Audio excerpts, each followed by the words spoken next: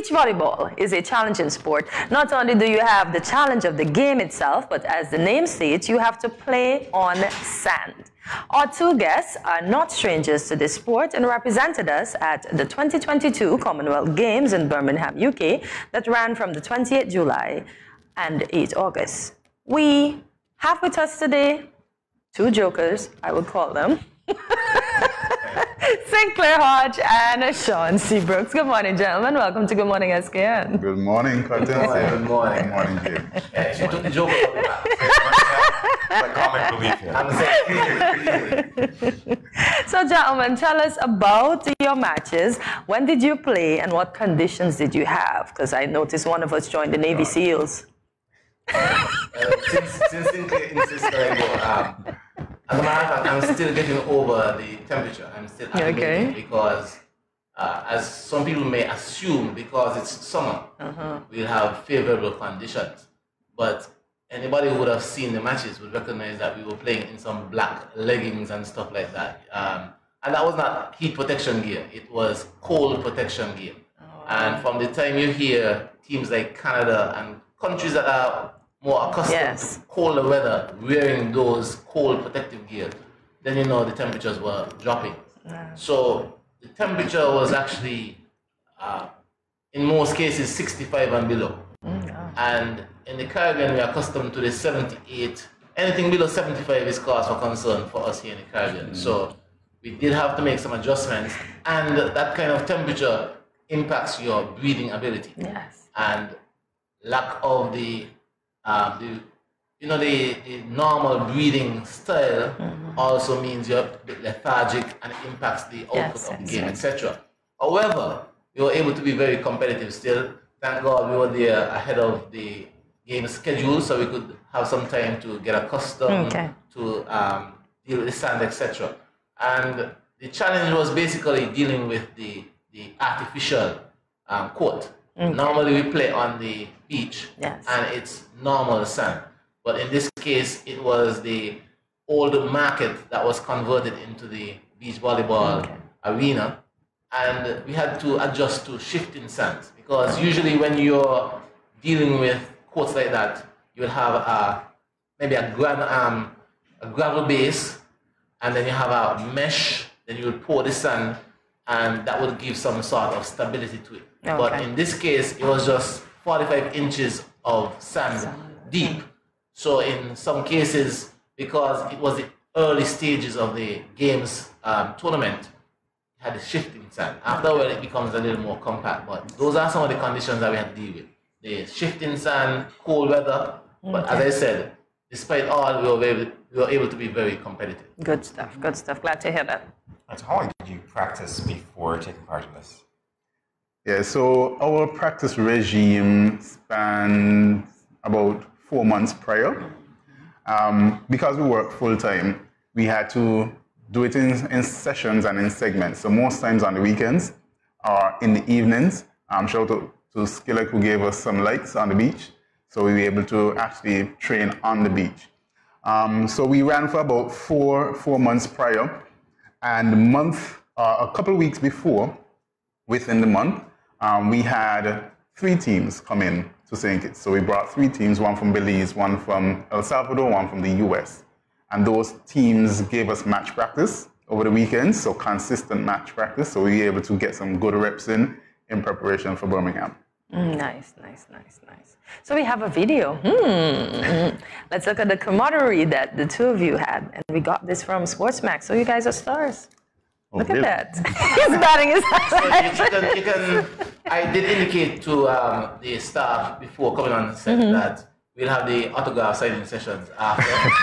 See what I mean? Joke. And whatever endorsements Studio 227 want to give, we can make it in cash. Yes. Okay. Sounds good. I cannot. But playing beach volleyball, it requires camaraderie not only on the court, but it requires a significant amount of camaraderie outside. Okay, good stuff. And Penny and I have a relationship that spans 3 decades plus. So it's about having that level of communication, that friendship, because in indoor volleyball, which is the version that has 6 players on court, you know, when things happen, you could actually either shield, hide, if you want to call it somebody. The person can actually come with various excuses. It's not my fault. It's the other person's fault, etc. In beach volleyball, nonsense. There's no such thing as that. It's if either I'm or. doing nonsense, obviously it's me. Okay. There's no hiding, no covering up and stuff. If things are going wrong, it's one or the other of the two of us. And we have to be able to be in that frame of mind where we can actually, you know, just look at each other, give each other support, and complement each other. It's what we do. Well, no, Shawn, you really made me want to see that video. yes, we really have to take a look at that, though. Yes.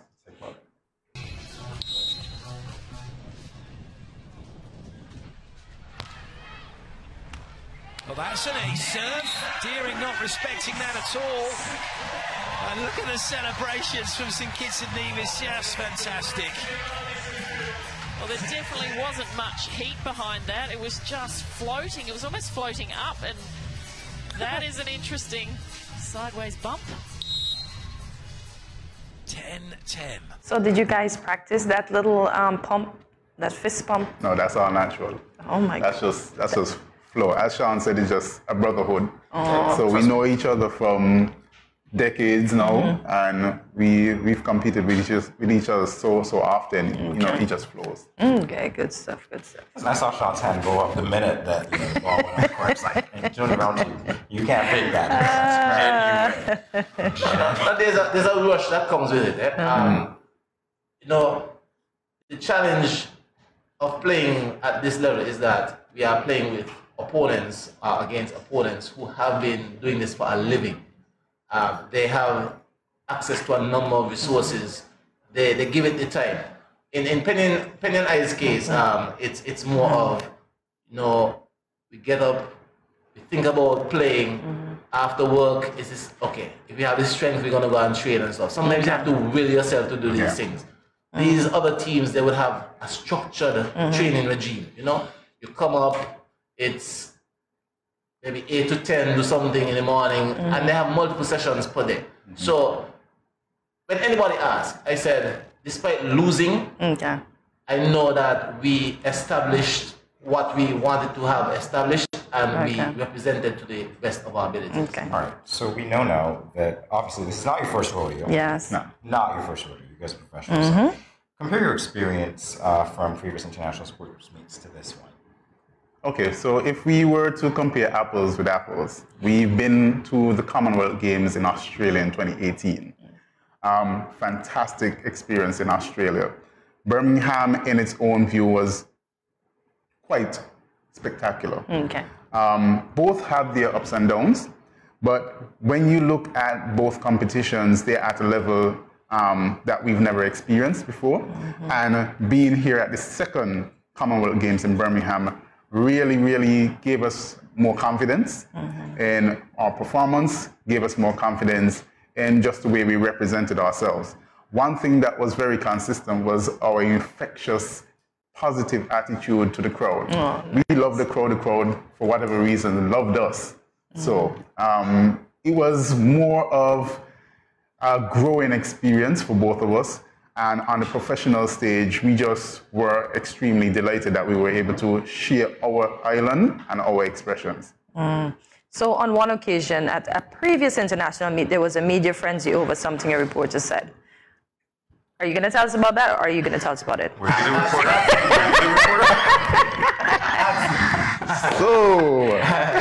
So, in a nutshell, back in Australia,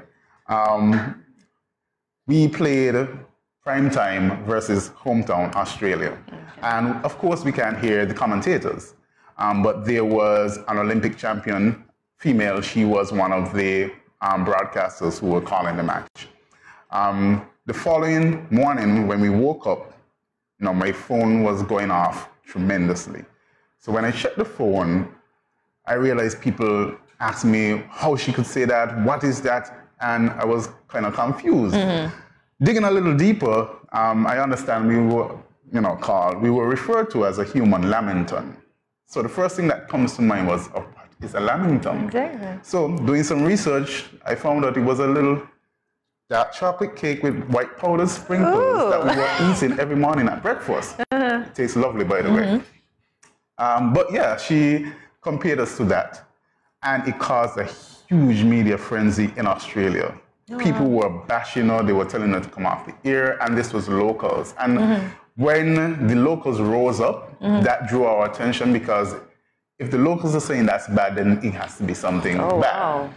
Wow. In that moment, we had to control a lot of emotion because we were still on the world stage. We still had matches to play. We needed to think about how to react, and we simply just kept to ourselves. We allowed the channels to deal with it. The CGA president asked her to apologize, and they called her out. She had to apologize, and she actually came down to meet our delegation. She met with Dennis Knight and Alfonso Bridgewater, and she did apologize. So I saw some pictures. After stirring on it for a few weeks, I just processed it, and I was like, look, regardless to what the intentions were, I'll be the bigger person and step over that. We were there to represent our country, and I think we did that well. And that's all that matters. Anything else is just, you know, fluff. Indeed, fluff indeed. I know. You know, there's a level of continuity because, interestingly, the same lady, Kerry Potters, she was a commentator also at the Birmingham Games. And I just managed to hear just small clips of her commentary during our match, and chalk and cheese. I'm not sure if it's a lesson in humility or the mindset of walking on eggshells, but she was much more professional quote, with her delivery during the commentary with our matches there in Birmingham. All right, happy to hear it. Happy to hear it. So, okay, your relationship spans about 30 years. How long have you been playing volleyball individually and together? You know what? I'll give you a joke. When we were in Birmingham, I remember hearing at the intro, I heard them say, and now we'll have St. Clair Hodge from St. Kitts and Nevis, who is one of the older players. I was like, what? St. Clair Hodge is one of the older players. What are you? What am I? And I'm fully aware that in 2018 in Australia, one of the interview questions was, Shawn, how does it feel to be the oldest player? It turned around this time. It turned around. It's like, what 4 years ago it was? I heard one of the commentators say, I'm definitely the oldest player. But we took it in stride because we look like one of the younger peers. Exactly. So, you know, outside of that, we took it as a compliment. Everybody was like, you guys look so young. What's your age? Etc., etc. So, age is just a number. It is indeed. To play ball. Yes. It's just the invitation now to the international stage to come to St. Kitts and Nevis because it seems like we have the fountain of youth somewhere in our society. Yes. If you want to look young, come to St. Kitts and Nevis. Yes.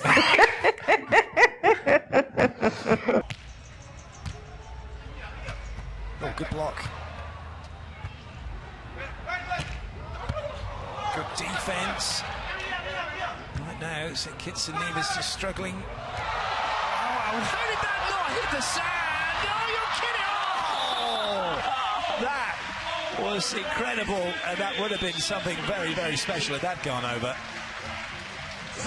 Oh, that just goes to show the skill of these players. Look, this is, in any other court, this is down, but that was a right-handed dig, and then it just sat there. I've never seen the ball stay up there for so long. Wrong side, though. Okay. So can you gentlemen tell us what was taking place there, that video that we just looked at? So in that game, we played against the Gambia. Okay. And the blocker, he's actually about 6'8". So by the time he gets up and he jumps, you know, you're well over 7 feet that you have to tower over. It was just a really good rally.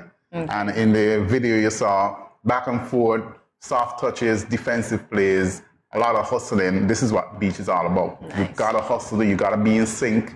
You know, two of you can't be up at the same time. One person play a block, one person play defense, and you have to strategize. You have to go at it. I was looking at that because I see how you and Shawn were moving together on the court, and I can see the communication happening. Even though I couldn't hear, it looked like you guys, as you said, you've played for that long. We did signals. Okay, so there are signals that we use with fingers and hands, and then there's telepathy. Hence him thinking he can sign language. The signing goes on and stuff. Yeah. So Shawn, what was the takeaway for you from these games? Anything learned? Any lessons? There are lots of lessons. Okay. You know, forever we are ambassadors for St. Kitts and Nevis. Nice. So it's always very much a privilege when we are on this platform and we can show that despite our small size, because the first thing people say is 50,000 persons, we're St. Kitts and Nevis. And just because of that one little moment of being exposed to our level of play, people are given the option to Google, interact, and find out about St. Kitts and Nevis.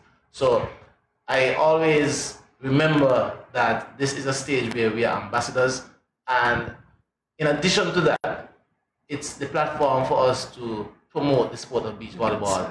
Not just beach volleyball, but volleyball on a whole in St. Kitts and Nevis, because we have a very small population. Unfortunately or fortunately, most persons are multi-sporting personnel. So we have to compete with the netball, the volleyball, the football, the basketball, etc. But we want to showcase and give young persons the opportunity to see that, if you put your mind to it, if you get involved with volleyball, there are so many opportunities out there available for you. Nice. So how did the St. Kitts community that lives in Birmingham responded when they saw you both? Oh, we were movie stars. Ooh, look at that. They took a lot of photos. The first thing each of them said, well, I am from, or my people are from. So we had a lot of them from like St. Paul's, New Ground, Bastille. So of course they were a tad bit older than we were. So we were just a tad. So it was hard connecting with some of the actual people, but you knew the last names and you knew where they were from. So it was very, very pleasant meeting all these people. They were very excited to see us. And, any day, we'll go back and interact with them. We left some contact numbers, so we are hoping to do some interactions. Nice. That's great. And at this point in time, we want to take this opportunity to extend our appreciation for the hospitality that they would have showered upon us while we were there. We were able to engage them through a quick cocktail session that was organized. We're not alcoholics, so we engage them with some friendly beverages. But, join the club. Right. Of course. So friendly beverages, you engage in consistent conversation. And while I'm here talking about giving thanks, we want to take the opportunity to pick up a number of persons who have been very supportive of us during our journey before both Commonwealth Games. We're talking to persons like Dr. Mark Hodge. Dr. Hodge has been a phenomenal supporter of beach volleyball. He has constantly been behind us. We have SKN, Frigate Bay Development Corporation, we have the Ministry of Sport, and we also have the NOC and the local volleyball association. So we want to say, especially to all the persons, all the stakeholders who have been behind us, gratitude is a must, and we are building that platform to continue the legacy of volleyball in St. Kitts and Nevis. Okay, good stuff. Right, so we have a final video clip to show. Stars. Again, some movie stars on screen.